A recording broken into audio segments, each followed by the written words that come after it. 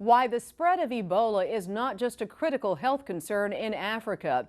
And President Obama hosts an unprecedented African Leaders Summit. Miami Herald World Editor John Yearwood joins me here in the studio to provide his perspective. I'm Angela Ray. This is D.C. Breakdown. Let's get started.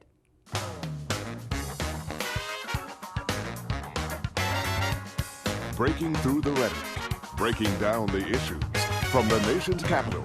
This is D.C. Breakdown. Another week where international news is exploding. We usually get our dose of global perspective via Skype from John Yearwood, world editor for the Miami Herald, but today we decided to do something a bit different. Mr. Yearwood has made his way to our nation's capital to attend the first ever U.S.-Africa Leaders Summit hosted by President Barack Obama. An unprecedented number of African presidents will be in attendance.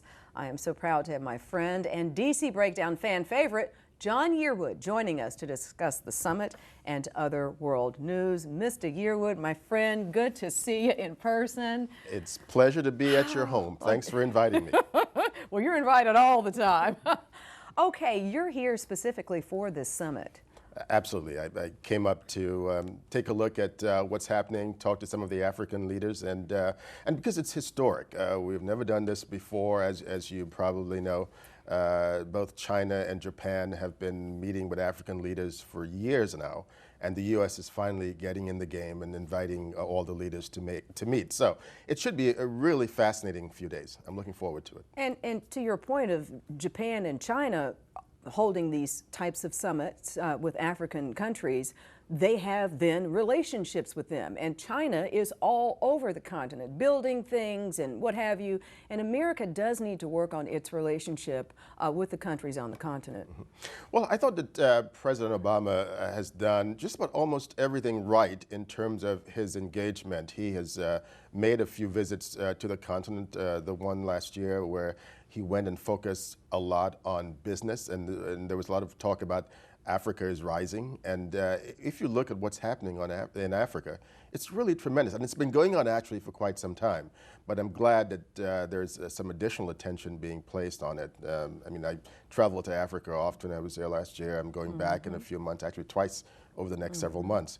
It's just amazing, and if you look beyond the tourism, which a lot of people go to Africa for, and just start talking to people and seeing the development that's taking place there, you can't come away not being amazed at what's happening there. And that's what we need is more trade on the continent so that we can have less aid, because we need the countries on the continent to really become resilient and self-sufficient, because that's almost the last great horizon, Africa. I mean, it's the continent that's coming, it's up and coming.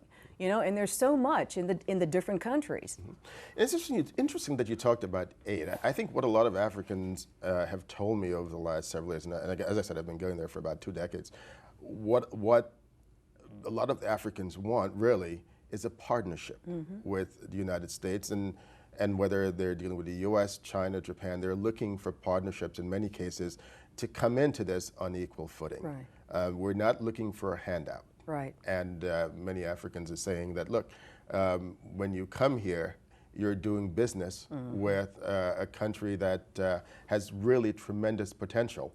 And you're doing business with us, and of course, we want to do business with you. Yeah. And that's all that they're asking.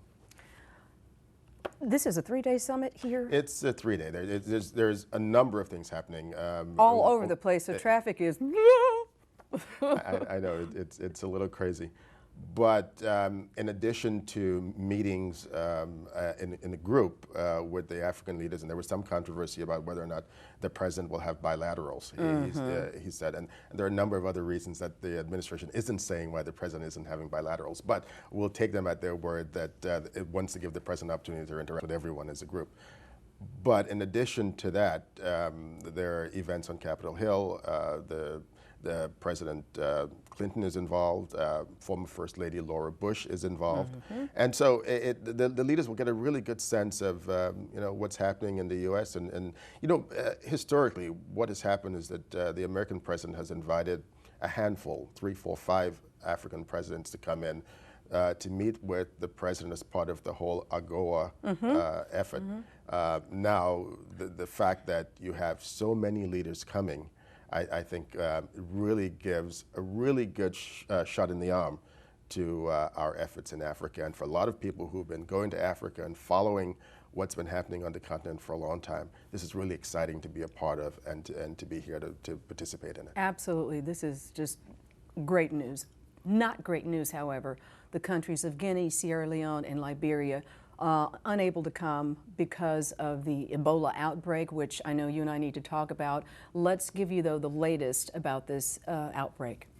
This specially outfitted plane left Georgia Sunday headed for Liberia. The crew will bring back American Ebola patient Nancy Wright-Bull. When she arrives, she'll be rushed to a special unit inside an Atlanta hospital near the Centers for Disease Control and Prevention. Also being treated there is Dr. Kent Brantley, who arrived on Saturday. Doctors say his condition is improving. He was given an experimental serum before leaving Liberia. Doctors at Emory Hospital will watch his symptoms and keep him stable until his body can hopefully control the infection. They'll watch him for 21 days. If his condition doesn't change, hopefully the fever will start going down before then, and I think he'd be out of the woods at that point. Doctors say bringing these stricken patients back to the United States was the best course of action. Most of the medical care consists of supportive care, and our sense is, based on speaking to providers in that part of the world, that given our training, given our knowledge, given our unit, we can supply that supportive care much better than can be supplied in their current environment.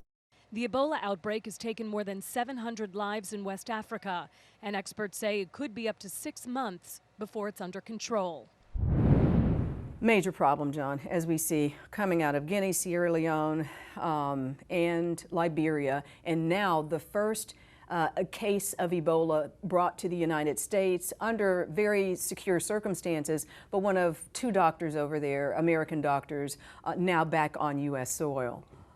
Well, the good news about that, Angela, certainly no one likes the thought of Ebola being here, but the first doctor who came in over the weekend, he's showing signs that in fact he's recovering. So that's one sign of good news. But on the continent, 700 people dead. Oh, absolutely. And I've never known, quite frankly, John, anyone who had the opportunity to recover from it. I mean, anybody who's gotten it, whom I've known, is gone. Well, you're ahead of me. I don't know anyone who's ever had it. Well, but one of the things, though, that I talked to some friends just today in Nigeria, and they're scared to death that Ebola will come. They've already had one case come in of an American who came in from Liberia. But the government there has now, as I understand, within the last few hours, has decided to ban flights coming in from some of the countries that are infected. And even, Angela, the government has decided that not to allow any dead bodies to come in from those affected areas, come into Nigeria for burial, because, you know, there's people who die all over the continent that they want to come back home. But if you're Nigerian and you're living in Liberia and you die there, you know, incidentally, the Liberian government announced today that they're going to cremate everyone who dies from. Wow. So they're taking it very, very seriously. Absolutely. And as you said, a lot of the leaders had to cancel their visit to the U.S. because of this very, very serious problem that's happening. Let's get you to move now to the Middle East and give us the latest on what's happening there. Well, the situation, you know, the last time we talked about the Middle East, I said hopefully we'll have a ceasefire. We've had sort of a unilateral ceasefire on the part of the Israelis, and that seems to be holding. And one of the good things, I think, that also that's coming out is that a lot of people are saying, well, that since that ceasefire seems to be holding, it maybe create a space for some permanent peace or even ceasefire talks. Yesterday, one of my good friends in the Middle East, in Egypt, did some really good reporting on the terms that Hamas has put out for a ceasefire, some of which we have talked about, and sort of the ending of you know, of the Israeli occupation, as they call it. They're talking about more areas to fish. They're talking about airports being open and the like. But there's another round of talks that will be taking place, and in fact, it's probably already happening, which is a good thing, that maybe hopefully we'll see some kind of permanent ceasefire coming out of that. But I wanted to take a minute, Angela, and talk about, in the fog of war, sometimes it's difficult to look ahead. And the question is, what happens next? Right. And one of the things, based on one of the reporting that I've done, it shows that to rebuild Gaza after this incursion will cost anywhere from $1 billion to $2.2 billion. Oh my goodness! Talking about 20,000 structures have been Demolished. Yeah. It's really it's a crazy scene, and of course a lot of the people who will be a lot of that money will be coming from you and be coming from me and be coming from others. That's right. So. I want to move now to where you're going to be next. After the U.S.-Africa Leaders Summit here in D.C., you're heading to the inauguration, second term for the President of Colombia. Yes, Juan Manuel Santos is being inaugurated on Thursday, and I'll left-leaning. Yes. Well, so more centrist, but okay. But he'll be inaugurated, and I'm going down to be part of that, as well as to visit with our correspondent Jim Wiss, who is based in Bogota. Okay.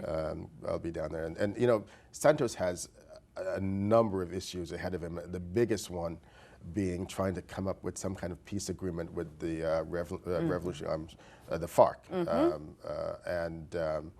The question there is whether or not he'll be able to get a peace deal. They're right now negotiating in Cuba, whether or not he'll be able to get a peace deal over the next year or so. There's a lot of people who are getting impatient, and of course the opposition is saying that any peace deal will have to go through Parliament, the Congress there, and then some are already talking about opposing it. But we don't know what's going to come out of that.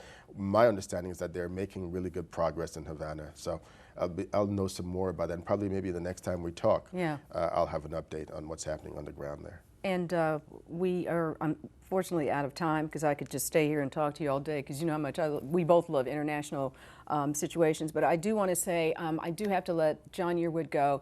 But I'm very happy to have you here on the set. You've been a dear friend for years. I'm very proud of the fact that you are one of a very few number of African Americans, in particular African American men, who are in management for huge newspaper conglomerate like McClatchy. So very proud of you. For those of you out there looking for some inspiration as to getting into the media and being African American and feeling like you can't make it to the top, this man is here to tell you, yes, you can. And he's a world traveler. He's a citizen of the world, and just appreciate you greatly. Good to have you here, my friend. Thank you, and thanks for embarrassing me. Anytime. Details on the first of its kind college and university not recommended list for veterans. We're speaking with our Veterans Affairs expert, D. Wayne Robinson. That's next on D.C. Breakdown.